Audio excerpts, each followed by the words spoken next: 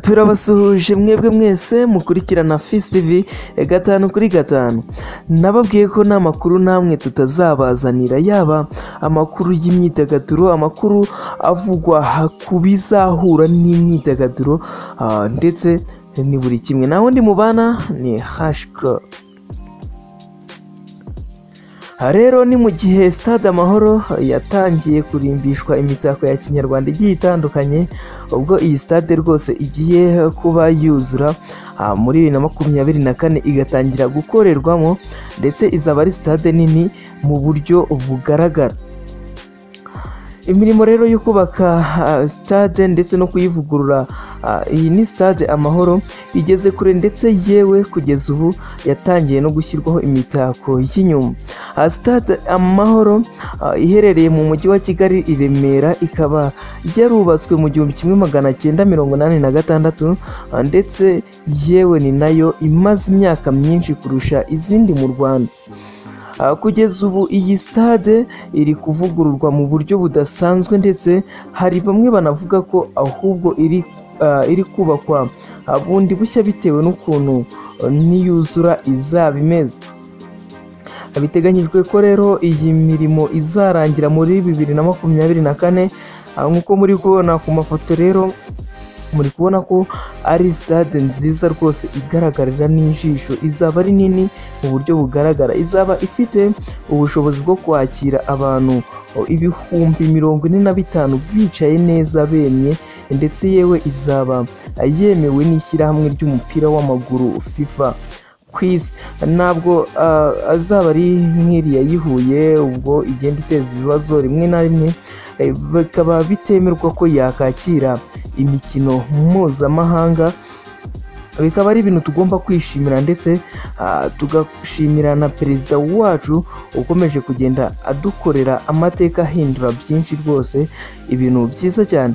Izaba isakaye ahantu hose hicarwa usibye mu kibuga gusa hagati, ndetse izaba ifite n'ibindi bintu byinshi biboneka muri stade zo ku mugabane w'i Burayi. Nk'uko rero ibinyamakuru bigiye bitandukanye byagiye binabivugaho, hano nk'inyarwanda nayo yigeze kuyisura, yasanze haramaze guhindurwa ibintu byinshi, yewe n'imirimo isa nkaho igeze muri 1/2.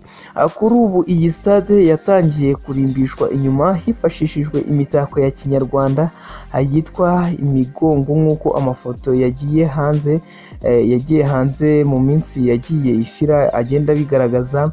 Ibi rero bigakomeza kwerekana ko nta kabuza igihe cyagenwe kuzarangira, n'ubundi iyi stade nayo yamaze kugaragara ndetse no kuboneka ngo abanyarwanda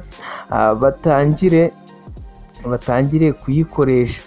Rero n'ubundi iyi stade izarangira mu minsi iri imbere muri 2024, izakira ndetse imikino y'igikombe cy'isi cy'abakanyujijeho kizabera mu Rwanda 2024. Iyi stade rero ni imwe muri stade zizaba ari nini hano mu Rwanda, ndetse no muri Afurika muri rusange. Nayo izaba iri mu mastade manini hano muri Afurika, kuko stade zakira 45,000 ntabwo ari stade ntoya, yewe iba ari stade nini ndetse cyane. Ubwo abantu bakomeje kugenda bavuga ati rwose noneho natwe tugize stade nka za zindi tujya tureba i Burayi, ati natwe ayo mahirwe noneho atugezeho. Reka tuve rero kuri bya stade tuyikoze gatoya mu myidagaduro, ubwo nta wundi muntu uri kuvugwa ni Drille. Drille ni umuririmbyi w'umunya-Nigeria, ubwo wamenyekanye nka Drille, izina rye bwite ni John Igodalo. Rero Drille waherukaga i Kigali mu gitaramo yatunguranye asohora amafoto y'ubukwe bwe yakoze mu ibanga rikomeye cyane ku munsi wo ku itariki 4 Nyakanga, ubwo twebwe hano mu Rwanda twari turi ku munsi wo kwibohora.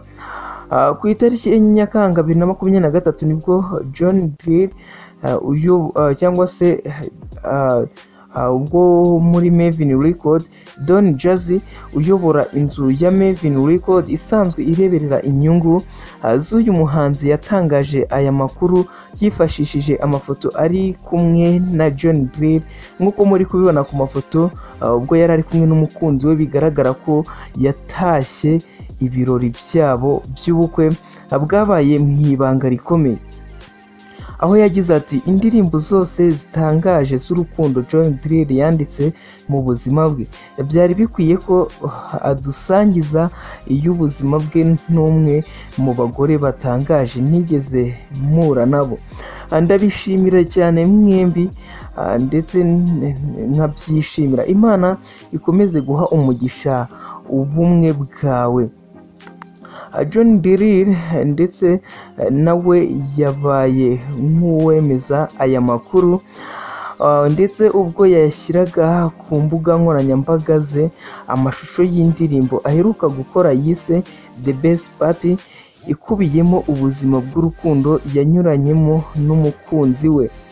Ibi rero biri gukomeza kugenda bivugwa na makuru y'uko John Drille yakoze ubukwe ndetse akabikora abihishe, ubwo abastari benshi bakomeza kugenda badashaka ko ibintu byabo bijya mu itangazamakuru bagakomeza kubigira ibanga, ubwo abafana babo ntabwo babyishimira nubwo iba ari surprise baba bakoreye, ndetse rwose abantu ugasanga hari abatabyishimira bitewe n'uko bavuga ati ushingiwe tutagutwereye, atuzi ko twari twiteguye kugutwerera none ndebera.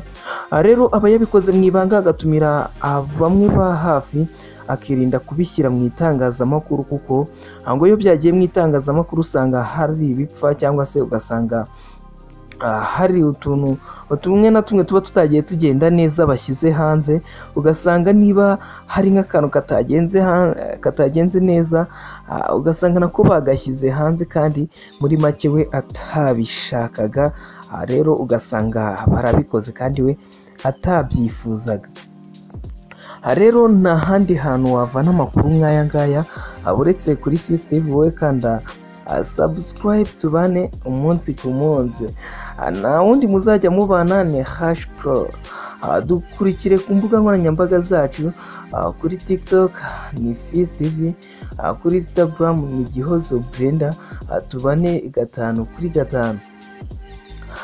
Izindi mbuga nkoranyambaga zacu nazo ushobora kudukurikiraho ubwo wajya ku mbuga nkoranyambaga zose waba ukoresha ukandikamo #pro. Na wundi muba muri kubana ni #pro mu makuru y'imyidagaduro ni #pro the King Claude ka kiongozi wa vikundi vyote mubana umunsi ku munsi. Ndabashimiye, tubane mu yandi makuru. Ndabakunda cyane, tubane everyday.